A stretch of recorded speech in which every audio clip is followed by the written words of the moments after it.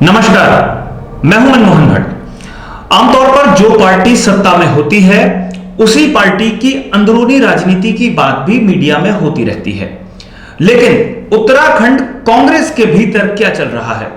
क्या कांग्रेस के भीतर सत्ता संग्राम और भी ज्यादा तेज हो गया है?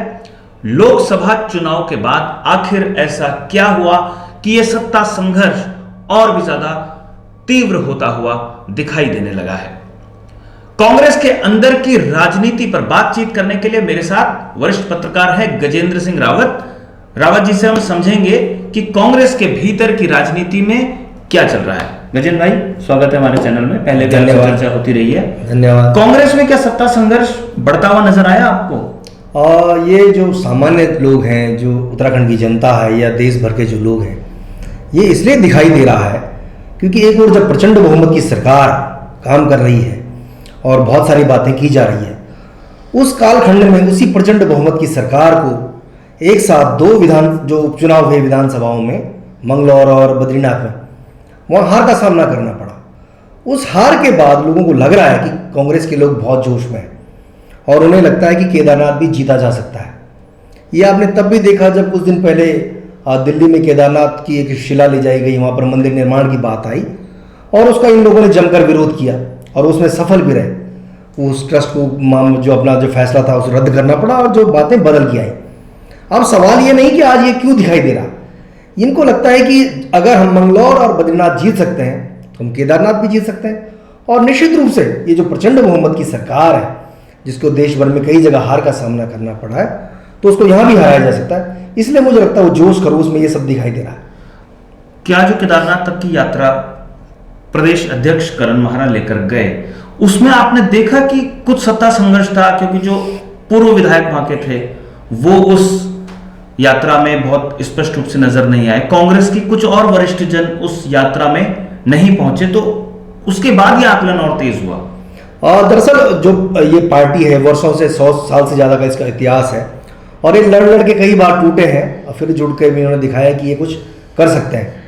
केदारनाथ यात्रा को लेकर आपने देखा, जब देहरादून से केदारनाथ यात्रा हरिद्वार से चली थी और जब तक वो आपदा नहीं आई थी तो तब तक स्मूथली सब चल रहे थे, सभी लोग उसमें थे।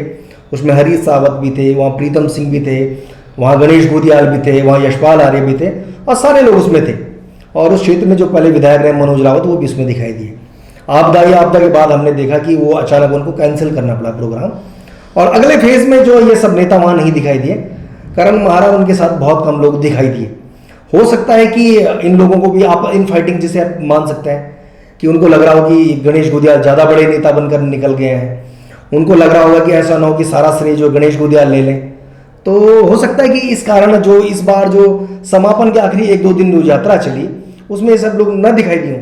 लेकिन फिर भी जिस प्रकार की इन फाइटिंग की बात आ रही है, उसको कोई मना नहीं कर सकता कि नहीं होगी, इन फाइटिंग होगी। मैं बात कर रहा हूं लोकसभा चुनाव के बाद की राजनीति की। आप उस बात को लेकर 2016 में, मैं लोकसभा चुनाव के बाद की बात कर रहा हूं कि वो इन फाइटिंग को आपने किस रूप में देखा? वो पुराने विषय कई बार आ गए हैं, वो एक अलग प्रकरण है। ये जो विषय आप मान के चल रहे हैं कि भाई करण महाराज यात्रा लेकर चले गए और उनके सेकंड फेज में गणेश गोदियाल नजर नहीं आए या मनोज रावत नहीं आए या गणेश गोदियाल गैर स्टैंड में जो है भू कानून और जो उसकी वहाँ मीटिंग हुई बहुत बड़ी मूल निवास को लेकर, उसमें और लोग नहीं गए।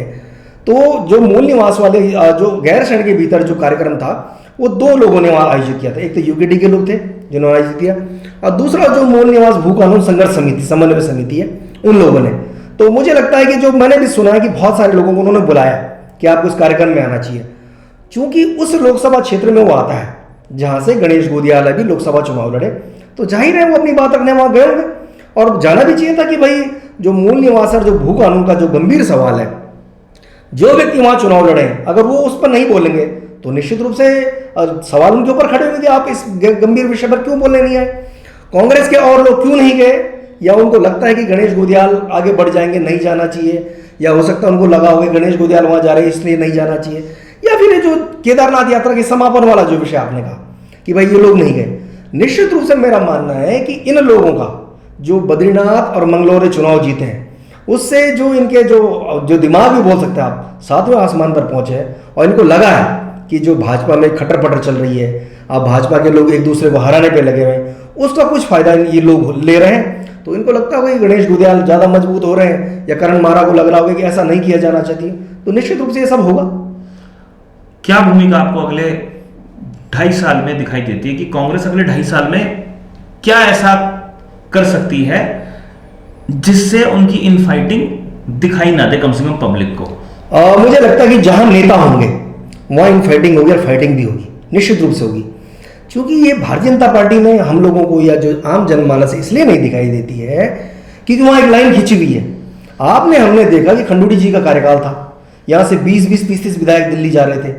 फिर आपने निशंक का कार्यकाल देखा, 20-30 विधायक दिल्ली जा रहे थे।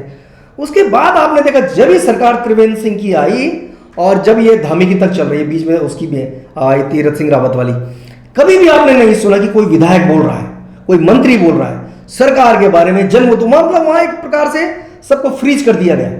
किसी को भी मीडिया में बोलने की कोई इजाजत नहीं है।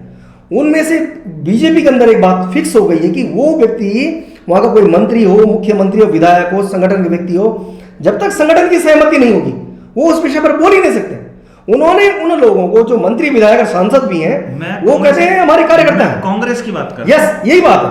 क्योंकि कांग्रेस में जो लोग हैं वो कार्यकर्ता नहीं है और न अपने को कार्यकर्ता मानते हैं, वो अपने को नेता मानते हैं। और वो वास्तव में नेता भी है, कोई विधायक है, कोई मंत्री रहा, कोई सांसद रहा, कोई मुख्यमंत्री रहा, कोई लीडर पोजीशन रहा। जब जब आप इन पोजीशन पे होते तो आप लोगों की एक हैबिट में शामिल होती है जन मुद्दों पे बोलना, सरकार के बारे में बोलना, और दूसरे तीसरे के बारे में बोला। इस फ्लो में आप उन लोगों के बारे में बोल जाते हैं।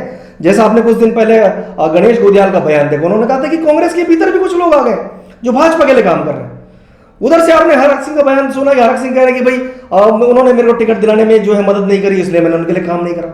ये बात सिर्फ कांग्रेस में या दूसरी पार्टी में हो सकती है।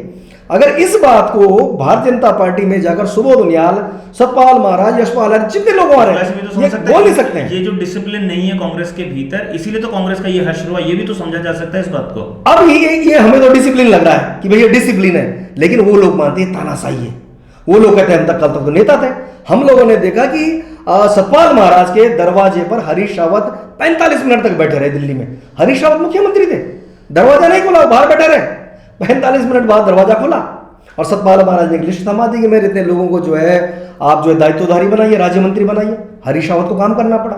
विजय बरोड़ा का एक बयान आता था अखबार में, सरकार हिल जाती थी। हमने देखा इस प्रदेश के भीतर, चाहे वो तिवारी सरकार रही हो, चाहे बाद में बरोड़ा की सरकार हो, हरीश रावत की सरकार हो, कोई भी ये जो नेता है ये वास्तव में नेता है। और हमें समझना होगा इस प्रदेश के लिए, ये पूरे देश में भी नेता और कार्यकर्ता में जो बेसिक चीजें कह रहे हो कि कांग्रेस में नेता है और बीजेपी में कार्यकर्ता है, उनको मार मार के कार्यकर्ता आज बनाया गया, जो लोग वहां चले भी गए। सत्ता में तो कांग्रेस नहीं आ पा रही ना, कार्यकर्ताओं की वजह से सत्ता में बीजेपी आ पा रही है। इसको ऐसे भी तो समझेंगे फिर। निश्चित रूप से बहुत सारी चीजें होती है। कई बार क्या होता है कि जब भी हम कोई स्टेप उठाते हैं उस स्टेप के दो रिजल्ट आएंगे, या तो वो हम उस मुकाम तक पहुंचेंगे या रास्ते में कहीं खराब हो जाएगा या पूरी तरह असफल हो, कुछ ना कुछ तो होगा उसका। तो भारतीय जनता पार्टी इस ट्रैक पर काम करती है कि उनको लगता है कि पूरे देश में एक नाम लेना मोदी जी का, कोई दूसरा नाम नहीं लेगा। कांग्रेस में भी राहुल गांधी का ही नाम लिया जाता है। ठीक है, 2024 के लोकसभा चुनाव के बाद 2024 के लोकसभा चुनाव के बाद आपने देखा कि हरीश रावत और त्रिवेंद्र रावत एक साथ आम पार्टी कर रहे हैं। उस आम पार्टी पर जो है उनका बयान आ गया आपका रंजीत रावत का कि ये तो मिले हुए हैं। उधर जो है करण मारा कह रहे हैं कि मुझे अपेक्षित सहयोग नहीं मिल रहा है, मैंने जो 2-4 लोग जो है जिला अध्यक्ष वगैरह बनाए थे ऊपर जाके लिस्ट कटवा दी गई। ये सब दिखाई दे रहा है स्पष्ट रूप से। लेकिन इन सब के आलोक में मैं ये देखता हूं कि ये जो फाइटिंग हमें दिखाई दे रही है, इन फाइटिंग दिखाई दे रही, जो हमें एक करण महारा गुट दिखाई दे रहा, जो हमें गणेश गोदियाल अलग चलते हुए दिखाई दे रहे हैं, हमें दिखाई दे रहा है कि हरीश रावत और गणेश गोदियाल एक तरफ है, हमें ये दिखाई दे रहा है कि कुमाऊं मंडल के बहुत सारे जो नेता हैं वो एक तरफ करण महारा के साथ हैं, इधर गढ़वाल कर तराई के बहुत सारे नेता जो है आपको गणेश गोदियाल के साथ दिखाई दे रहे हैं। ये सारी इन फाइटिंग के पीछे मुझे जो है इसके आलोक में मंगलौर और बद्रीनाथ जो विधानसभा का उपचुनाव है वो दिखाई देता है। चलिए, गजेंद्र रावत ने बहुत स्पष्ट कर दिया कौन किस खेमे में है।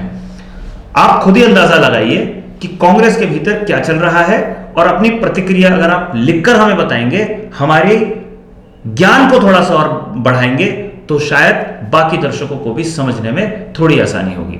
अभी के लिए साथियों इतना ही। अगली किसी विशेष रिपोर्ट में आपके सामने हम फिर से हाजिर होंगे। तब तक इजाजत दीजिए। नमस्कार।